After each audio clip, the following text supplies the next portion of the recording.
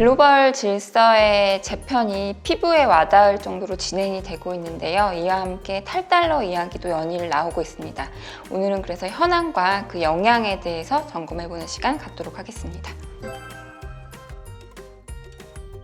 올 들어 러시라고 해도 과언이 아닐 정도로 탈달러가 진행이 되고 있습니다. 과거에는 아마 이렇게 될 수도 있어 라고 생각을 했다면 이제 현실화되고 있는 상황인데요. 2월에 브라질이 영내 위아나 청산은행을 만들었습니다. 결국 브라질 안에서 위아나와 헤아라를 직접 교환할 수 있는 시장을 만들겠다라는 것이고요. 여기다가 3월에는 무역결제에서 달러 대신 위아나 쓸 수 있어 이렇게도 얘기를 했고요. 특히 4월에는 사실 달러 패권을 지지한 한 축이 결국 원유 결제를 달러로 결제한다는 것인데 미국의 맹방인 사우디가 위아나로 원유 결제를 했습니다. 상당히 좀 충격적인 뉴스이고요. 지금까지 얘기했던 거는 뭐 사우디, 브라질 이런 신흥국들인데 여기다가 프랑스 에너지 기업이 LNG 관련한 결제를 위아나로 결제를 하면서 시장에 좀 충격을 주었습니다. 5월에는 그 브릭스 국가들이 우리만의 공용 통화를 만들 거야 라는 계획을 발표하기도 했습니다. 그야말로 올 들어 러시가 이뤄지고 있다라고 할 수 있겠습니다. 보통 통화로서의 역할을 잘 하고 있는지를 보려면 첫 번째로 결제 통화로서의 역할을 잘 하는지, 그리고 보유 통화로서의 역할을 잘 하는지 이제 점검해 볼 필요가 있습니다. 첫 번째로 이제 결제 통화로서의 역할을 하는지 점검을 해보려고 하는데요. 무엇을 봐야 되냐 하면 결국 글로벌 통화 결제망이 있습니다. 보통 스위프트라고 하는데 결국에 이 망 안에 있어야 외화를 서로 보내고 받을 수가 있습니다. 쉽게 말하자면 예를 들어서 러시아에 물건을 수출하는 기업인데 내가 거래한 우리 은행과 러시아 기업이 거래하는 러시아 은행 모두 스위프트 안에 들어가 있어야 두 통화를 결제할 수 있습니다. 만약 내가 결제하는 은행이 스위프트 안에 없으면 아무리 러시아에 물건을 팔아도 외화를 받을 수가 없다고 보시면 될 것 같습니다. 근데 최근에 중국이 CIPS라고 하는 차이나 인터내셔널 페이먼트 시스템인데요. 이 스위프트라는 전통적인 결제망 말고 자기네만의 결제망이 거래가 늘고 있다라는 뉴스가 계속 나오고 있습니다. 2015년 10월에 중국이 만든 거고요. 사실은 아직 굉장히 거래는 미미하고 대부분의 그 기관들이 스위프트에서 거래를 하고 있습니다. 그런데도 이제 작년부터 CIPS를 통해서 거래가 늘고 있는 이유는 결국 러시아 때문인데요. 그 러시아가 아시다시피 작년에 스위프트에서 퇴출이 됐습니다. 그래서 러시아 기업들 같은 경우는 아무리 수출을 해도 사실 외화를 받기 어려운 그런 상황인데 중국이 CIPS를 통해서 우리 거래하자라고 얘기를 하면서 이 거래가 늘고 있다라고 보시면 되고요. 그래서 실제로 러시아가 중국에서 수입하는 것의 한 3분의 2 정도는 사실 위안화로 결제하고 있다라고 밝히기도 했습니다. 물론 이제 CIPS가 뭔가 성장하고 있는 것은 사실인데 스위프트 안에서의 그 위안화 결제 비중을 보면 아직 멀었다라는 것을 확인하실 수가 있습니다. 스위프트 안에서 이제 거래통화 비중을 보시면 달러가 41.74%이고요. 위안화가 2.26%입니다. 물론 과거에 비해서 늘긴 했지만 아직 미미한 수준이라고 볼 수 있겠습니다. 정리해보자면 아직 스위프트가 전 세계 결제망의 대부분을 차지하고 있다. 그 중에 위안화는 미미하다. 그런데 CIPS는 일단은 뭐 아주 완만하게 성장하고 있다. 이 정도로 정리해 볼 수 있을 것 같습니다.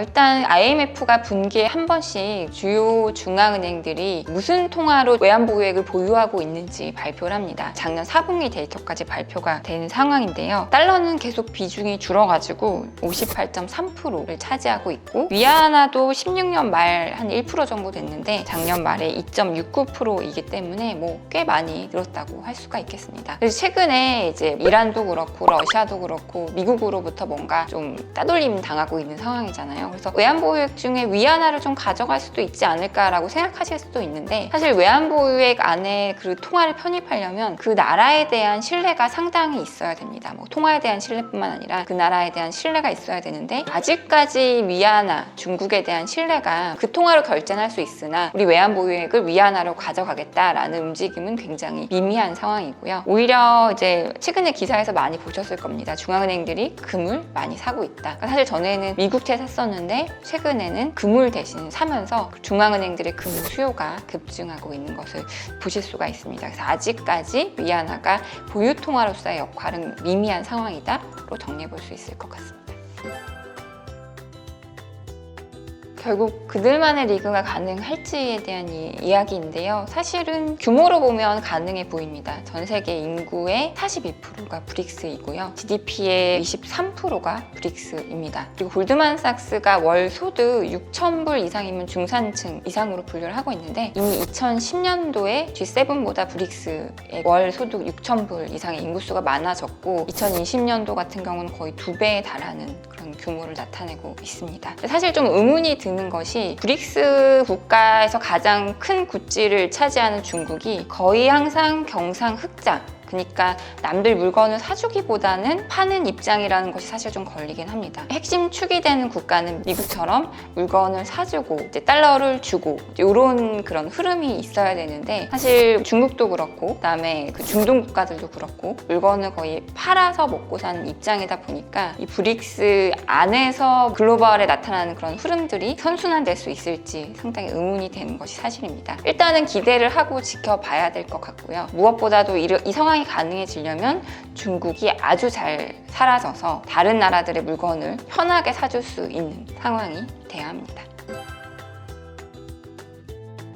많이들 말씀하시지만 결국 경제 블록화, 통화 블록화입니다. 지금 달러 블록, 유로 블록, 그다음에 예나 블록, 파운드 블록이 대표적인데요. 여기다가 이제 위안화 블록이 생기게 됩니다. 근데 특이한 것이 사실 위안화가 결제되는 비중, 보유되는 비중은 굉장히 미미하지만 그 면적으로 치자면 중국 주변의 아시아 국가들과 남미 국가들까지 넓게 포진돼 있다 보니까 면적으로 치자면 제일 넓을 수가 있습니다. 어쨌든 이 통화 블록화로 가는 수순으로 보시면 될 것 같고요. 그러면 위안화가 만약 기축 통화 형식으로 가면 위안화가 강세로 가니까 달러를 버리고 위안화를 살까에 대한 고민을 하실 수가 있는데요. 사실 기축 통화가 된다고 항상 강해지는 것은 아닙니다. 기축 통화 지위를 유지하기 위해서 인위적으로 때로는 통화를 강하게 또는 약하게 만들기도 하는데요. 일단 많은 사람들이 써야 그 기축 통화가 되기 때문에 자기네 통화를 푸는 과정이 있습니다. 그 과정에서는 아무래도 많이 풀리다 보니까 통화가 약해질 수 있고요. 사람들이 의심을 갖게 되면 다시 좀 쪼이면서 통화가 강해지게 됩니다. 사실 중국은 지금 뭔가 위안화를 많이 쓰도록 유도를 해야 되는 입장인 거고 미국 같은 경우는 우리 통화 못 믿겠어? 아니야. 그러면서 좀 달러를 강하게 해야 되는 입장인 거거든요. 그래서 만약 지금 위안화랑 달러 둘 중에 어떤 것에 투자할래? 그러면 제 말씀에서 대충 답이 나오실 수 있습니다. 제가 지지난번 짬뽕 때도 보여드렸던 차트인데 외국인들의 미 국채 매입액입니다. 우리가 22년도에 미 국채에 대한 고민을 많이 했었는데 외국인들이 2006년 이후로 제일 많이 미국채를 샀습니다. 결국 미국의 성장이 제일 많이 나오고 미국이 금리를 제일 많이 주고 미국이 물가도 높고 이런 구조 하에서는 미국 금리가 높기 때문에 그리고 뭔가 좀 불안한 상황이잖아요, 여러모로. 그래서 결국은 아직까지는 달러로 돈이 모이는 그런 흐름들이 이어지고 있고 당분간 지속될 수 있다라는 생각입니다.